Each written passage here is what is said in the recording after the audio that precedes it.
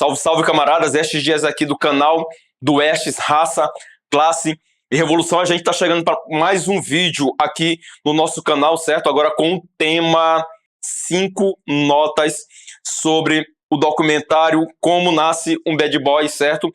Acabei de assistir recentemente aí o documentário que está disponível na plataforma do Globoplay, que trata aí da saga do Sean Diddy Combs, né?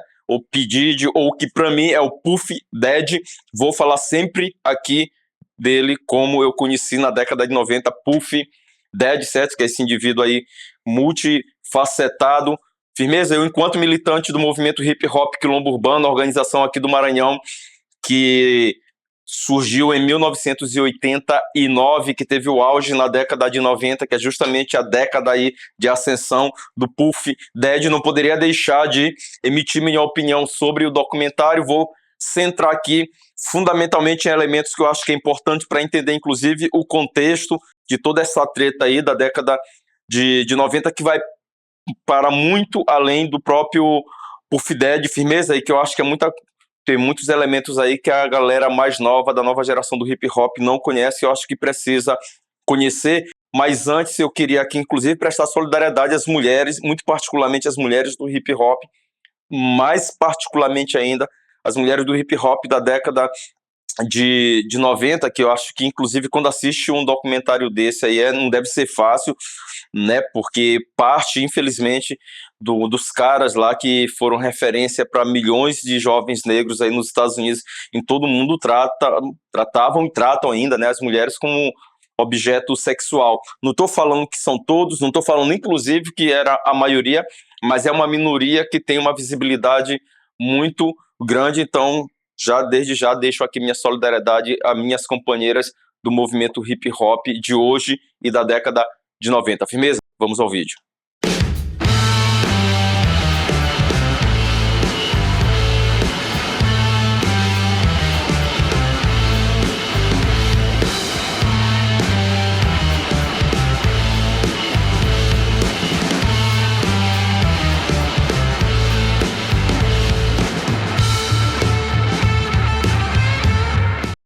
Então, nessa primeira nota aqui, eu preciso fazer um preâmbulo que vai transversalizar praticamente todas as outras 4 notas, firmeza? Eu vou estar centrando aqui, certo? Tratando dos fatos, principalmente relacionado à década de 90, firmeza? Que é a década de ascensão desses caras aí, tá? Por que não nos últimos 10, por que não os últimos 20 anos? Porque, na minha opinião, a década de 90, sobretudo o final da década de 90, é um período em que o hip hop vai estar passando por um processo de transição, tá em disputa, os rumos do hip hop estão sendo decididos ali. Para que você tenha uma ideia, na década de 90, o hip hop, o rap, já era considerada a música mais consumida do mundo. Eu lembro que à época eu li um artigo que me surpreendeu, que o título era Rap, a música do capitalismo. Pô, como assim capitalismo? A gente vive batendo no capitalismo de repente, mas era de fato verdadeiro isso. A indústria cultural estava internacionalizando o rap estava chegando nos países mais pobres, nos rincões de pobreza dos países mais pobres e instáveis do planeta, inclusive aqui no Brasil. Então era necessário sim mudar o perfil, era necessário mudar o conteúdo do rap, era necessário fazer o processo que o Chuck D, que é o líder do Public Enemy, chamava de lobotomia, que significava tentar apagar a memória histórica e política do hip hop, a relação que o hip hop tinha, sobretudo com o movimento negro radical da década de 60 e 70 ali, o Malcolm X, os Panteras Negras, a Liga dos Negros Revolucionários, a República Nova África. O hip hop, a gente vai tratar isso em uma das notas, acho que talvez a penúltima, firmeza, tinha uma relação muito umbilical com essas organizações, e era preciso sim quebrar esse fio, romper esse fio de continuidade, firmeza. Não estou querendo dizer com isso que todos os grupos de hip hop, muito particularmente de rap, da década de 90 eram politizados, eram militantes. Eu não estou tratando disso aqui.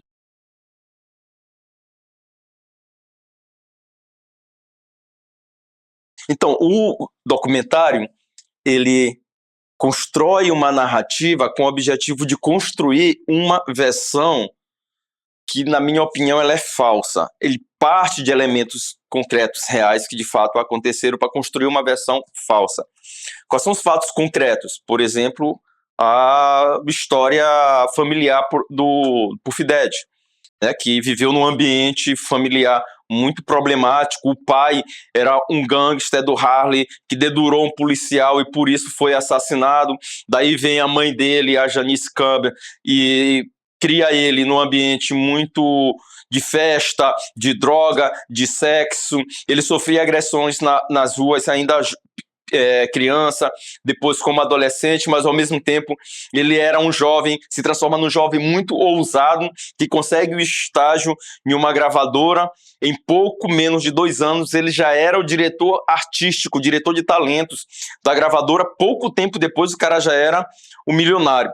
Qual é a versão que está colocada aí? Que é o seguinte, é uma combinação entre infância traumática, o mundo do crime, que é o mundo do gueto, que é o mundo também do hip hop, muito poder. A combinação de tudo isso aí é gerar um monstro, beleza? Inclusive eles chegam a falar que o problema é o seguinte, o cara tinha muito poder e perdeu o controle sobre o poder que tinha e fez todas essas atrocidades aí. Essa versão, ela é perigosa. Por que que é perigosa? Porque passa a ideia de que alguém que vai do mundo do crime para o mundo dos negócios acaba levando a ética, acaba levando a moral e acaba levando as regras do mundo do crime para dentro do mundo dos negócios, dos grandes negócios, como se esse mundo fosse um mundo ilibado, um mundo de pessoas honestas, que respeitam as regras de igualdade, etc, etc. Mentira, isso. É justamente o processo oposto. No capitalismo, nessa fase imperialista que a gente está vivendo, de podridão do capitalismo, não existe separação entre os grandes negócios, o crime organizado e Estado. Nós mostramos isso no vídeo anterior, que é o tarifaço do Trump e a podridão do capitalismo. Beleza? O Trotsky também fala disso. Inclusive, o vídeo foi baseado nos escritos do Trotsky sobre a crise do capitalismo nessa fase imperialista. E tem um livro interessante com o nome Capitalismo Gangster, que é do Michael Wadsworth, que trata especificamente desse tema, do capitalismo dos Estados Unidos no século XX. E ele mostra, a tese central dele é que o suposto combate do Estado norte-americano ao crime organizado não passa de distração. Por quê? Porque o crime organizado é um método de obtenção de lucro, beleza? E esses grupos mantêm relações entre eles, tá? Não só entre grupos de crime organizado, mas de capitalistas convencionais mesmo. Os bilionários são bilionários porque utilizaram os métodos mais espúrios, beleza? E quando a gente está falando disso, do mundo dos negócios, a gente não está falando do empreendedor, do pequeno burguês, do médio burguês, não. A gente está falando do bilionário. E o Puff Daddy que a gente está falando aqui não é do rapper, não é do cara extremamente talentoso. A gente está falando de um homem que se transformou em um milionário, se transformou em um bilionário, se transformou no negro mais poderoso da indústria cultural norte-americana e mundial. Nós estamos tratando especificamente disso. Não foi o gueto que transformou ele em um monstro. E daí ele leva a ética, leva a moral e as regras do mundo do crime para dentro dos negócios. O processo é justamente, na nossa opinião, o oposto.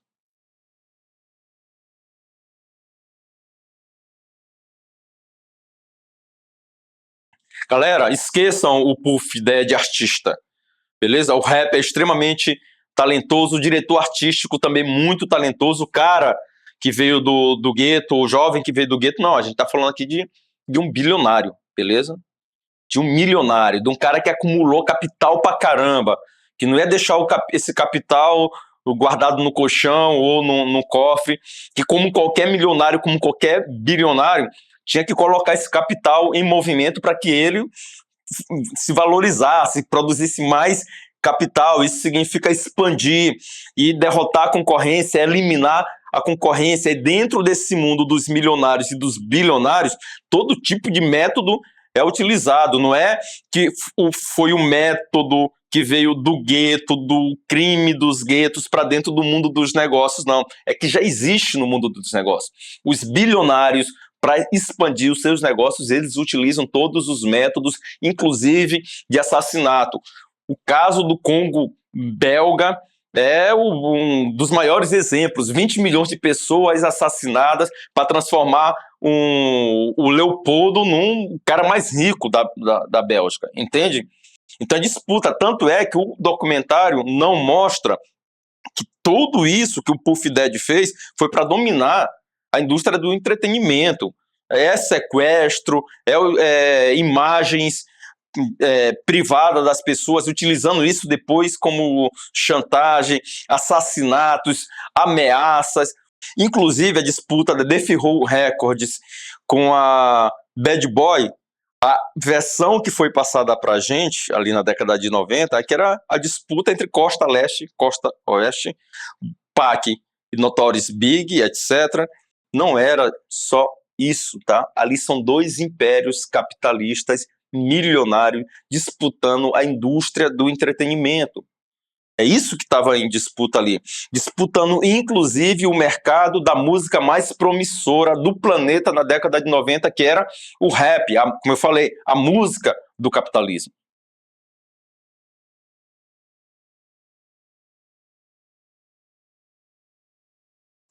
Mas há quem faça a seguinte afirmação.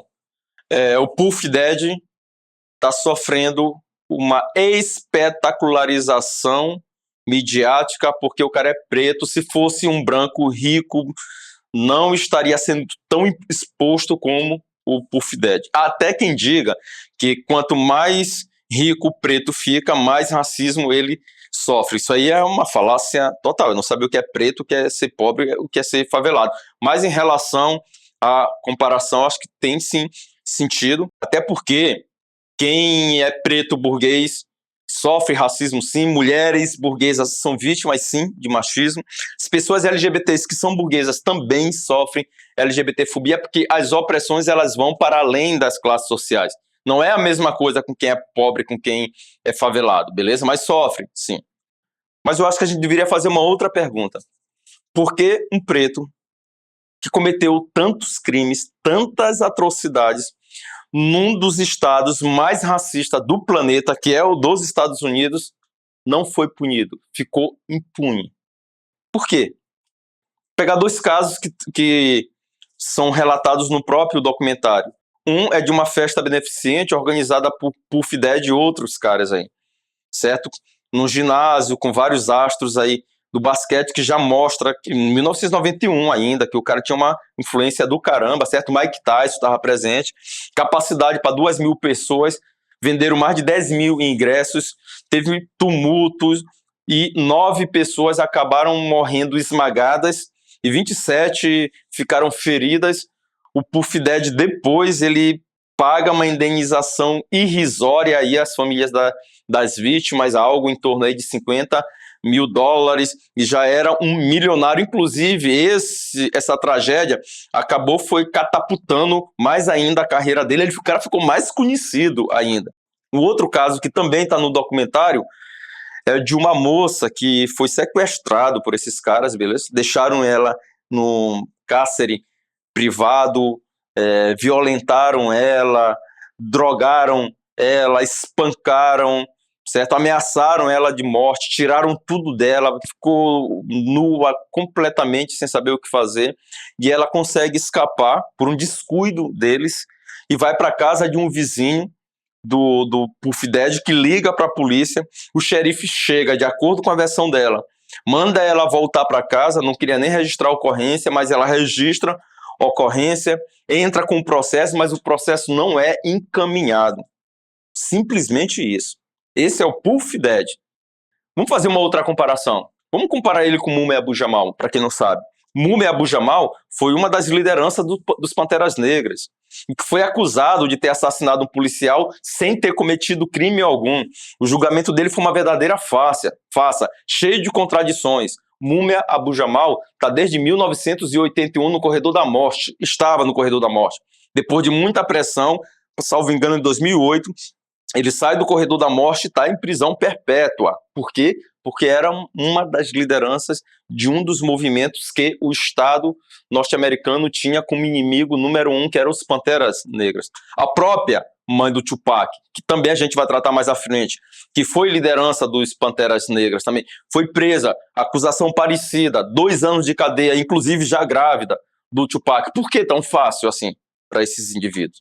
Por quê? Porque, camaradas, aí se trata de um bilionário, ou seja, Puff Daddy não era mais só um cara que conseguia subornar policiais. É um cara que tinha uma influência muito grande com políticos, com o Estado, beleza? E conseguia ter influência com quem estava no alto comando, inclusive das polícias norte-americanas, das Forças Armadas. Quem aparece na festa dele é um monte de gente extremamente importante, inclusive o Trump. Esse é o fato que explica por que um preto, dentro de um estado extremamente racista, um cara que veio do rap, uma música extremamente discriminada, ficou impune esse tempo todo. Porque não se trata mais do rapper, não se trata mais do artista, se trata do bilionário Puff Daddy.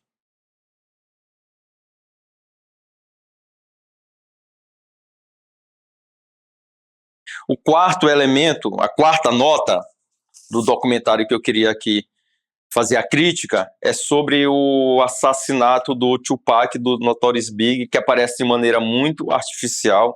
Eu acho que isso tem uma importância grande. O Estado norte-americano não deu a mínima. Eu acho que parte do hip hop também para a morte desses 2 ícones do hip hop, e queria tratar muito especificamente do Tupac, porque eu acho que ali, com essa morte, a ruptura com o passado do hip hop, com o passado, com o legado do movimento negro radical da década de 60 e 70, ela se acelera, beleza? E nem acho que o Tupac estava, antes de ser morto, estava se transformando num cara revolucionário, socialista, marxista, nada disso não. Eu tô falando da vida anterior dele, da família dele, do significado do Tupac e dos seus familiares. A mãe do Tupac, Afeni Shakur, ela foi presa por ser acusada de organizar, junto com outros Panteras Negras aí, ataques terroristas em Nova York contra escolas e hospitais. Como eu já falei, ela era uma grande liderança, tá, dos Panteras Negras. Foi presa, parte da gestação do Tupac foi feita dentro da cadeia, e ela mesma preparou a sua defesa, nem quis advogado, beleza? E comprovou que o Estado, o governo norte-americano, infiltrou 3 policiais entre os Panteras Negras para fazer essas ações, para condenar os Panteras Negras, inclusive a mãe do Tupac. A mãe do Tupac foi absolvida, ela humilhou o Estado norte-americano. O pai biológico do Tupac, ele não teve muito contato, mas o cara que cuidou dele, esqueço agora o nome, também foi um grande dirigente da organização da República Nova África, que inclusive defendia que os negros deveriam se armar para enfrentar o Estado norte-americano. E acho que a tia do Tupac, sei lá, que o Tupac inclusive era afilhado, Assata Shakur, também foi a primeira mulher nos Estados Unidos a ser incluída na lista do FBI entre os mais procurados, tanto é que ela foi exilada em Cuba e, salvo engano, vive até hoje em Cuba. Foi nesse ambiente que o Tupac foi criado, neste ambiente político. O Tupac, inclusive, chegou a se filiar à juventude, salvo engano, do Partido Comunista. Era um cara que estudava filosofia, que tinha uma análise não só da luta racial, mas da luta de classe nos Estados Unidos muito aprimorada, denunciava muito os bilionários, vou repetir, os bilionários, inclusive o Donald Trump, que estava na festa do branco lá do Puff Daddy. Então eu acho que foi expressivo. E por que isso tem uma importância grande? No próprio documentário está lá que o Puff Daddy era um dos que achava que o hip hop tinha que mudar, beleza? E ele contribuiu para que o hip hop mudasse mesmo, certo? Que não tinha que ser mais esse hip hop que tratasse de problemas políticos, o hip hop da cara feia, inclusive tem muito cara no hip hop nacional hoje, que é da década de 90, que fala isso. Então esse processo de transição tem a ver com esses 2 elementos aí, inclusive, não só a morte do Tupac, tá? Não é só por isso não, mas que havia esse processo também. Por que eu tô falando isso? Após a destruição, a derrota desses movimentos negro radical, Panteras Negras, Malcolm X, Liga dos Revolucionários Negros, República Nova África, etc., nós vimos a década de 80 aí com vários ataques à comunidade negra, inclusive as políticas de ações afirmativas que foram conquista desse movimento negro radical. Muito mais do que o chamado movimento negro pacífico. Beleza? E nesse momento, com a queda do Jim Crow, a pequena burguesia negra, a classe média negra e os burgueses, que é uma minoria negra também, eles saem dos guetos e viram as costas para os guetos. Parte da classe média da burguesia negra, parte significativa, apoiava as políticas de ataque aos guetos, de encarceramento em massa, a política de tolerância zero, uma série de políticas expressivas, esse setor apoiava. E nesse momento os guetos ficam completamente isolados. E não é à toa, isso são vários estudiosos que falam, que é em função disso que o rap vai se transformar na chamada música das prisões, a música dos guetos, a voz dos guetos. Eu, particularmente, uma opinião minha, eu acho que ali esse processo de lobotomização do hip hop, ele dá um salto significativo, muito particularmente do rap, certo? Ganha muita força, o rap ostentação, o rap business, a erotização das mulheres nos clipes, os clipes com carrão, os clipes nas piscinas. Eu acho que ali o rap deixa de ter um pouco a cara lá do Public Enemy, do NWA, do De La Soul, do Ice-T, de toda essa galera. Não que eu acho que o rap tinha que voltar a ser aquilo ali, mas tô falando desse ponto de vista do seu significado político, que passa a ter a cara do Puff Daddy, passa a ter a cara do Jay-Z.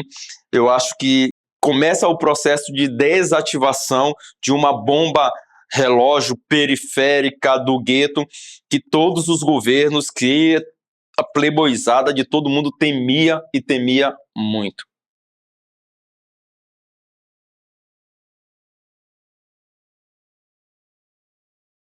Primeiro, assim, queria reafirmar, não acho que foi o crime do gueto que foi para o mundo dos negócios e transformou o Puff Daddy e outros aí no que está nesse documentário, no monstro. Acho que foi o oposto. Foram os bilionários, os milionários, o mundo do negócio que foi para dentro do hip hop, muito particularmente o rap, esvaziou o rap de conteúdo político, crítico, antissistêmico, subversivo, etc. Também não acho que eles ganharam a guerra, mas venceram várias batalhas, sim, importantes.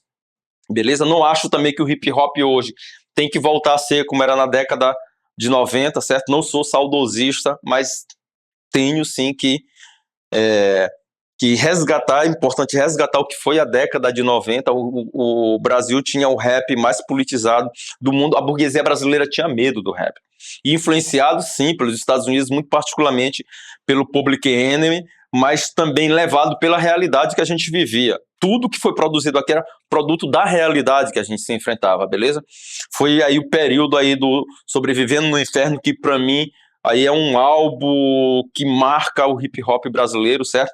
A época aí dos Assassinos Sociais do GOG, dos Soldados do Morro do MV Bill, Isso Aqui é uma Guerra do Facção Central, Clã Nordestino aqui no final da década de 90, grupo que eu fazia parte também, depois lançou um álbum aí bom pra caralho, entendeu? Eu acho que é importante a gente entender todo esse processo, beleza? Não acho que tem que voltar a ser como era na década de 90, agora eu acho que não tem que ser como é hoje também. Ninguém vai impor nada pro hip hop, ninguém tem que impor nada pro hip hop. Agora o hip hop tem que se relacionar com aquilo que ele sempre se relacionou, que é com a realidade. A única imposição pro hip hop é a realidade. E a realidade de raça, a realidade de classe, que tá aí, beleza? Não acabou, muito pelo contrário, se aprofundou muito mais ainda, na minha opinião. E a grande expressão disso é a rebelião que aconteceu nos Estados Unidos em 2020, certo? Quem estava indo para a rua não era o rap bills, o rap ostentação, o rap sexista, não. Foi uma galera do hip hop que estava na linha de frente muito mais crítico, inclusive Public Enemy, no embalo daquela mobilização multitudinária que colocou esse Trump aí, esse canalha, contra a parede, for se esconder no bunker. O Public Enemy, inclusive, lançou um clipe. Então eu acho que é isso, é disputas, é contradições, mas eu acho que o rap tende a cumprir um papel extremamente importante daqui para frente. O que vai definir isso aí? A luta de classe, a luta de raça. Beleza? A gente fica por aqui, espero que vocês tenham gostado do vídeo. Por favor, comentem. Aqui eu acho que é importante. Muito brevemente eu devo fazer um vídeo aí sobre o Brasil, sobre o hip hop aqui no Maranhão. Muita gente já me cobrou, firmeza? Continue aí comentando, divulgando o nosso canal e vamos que vamos, paz entre nós, guerra aos senhores.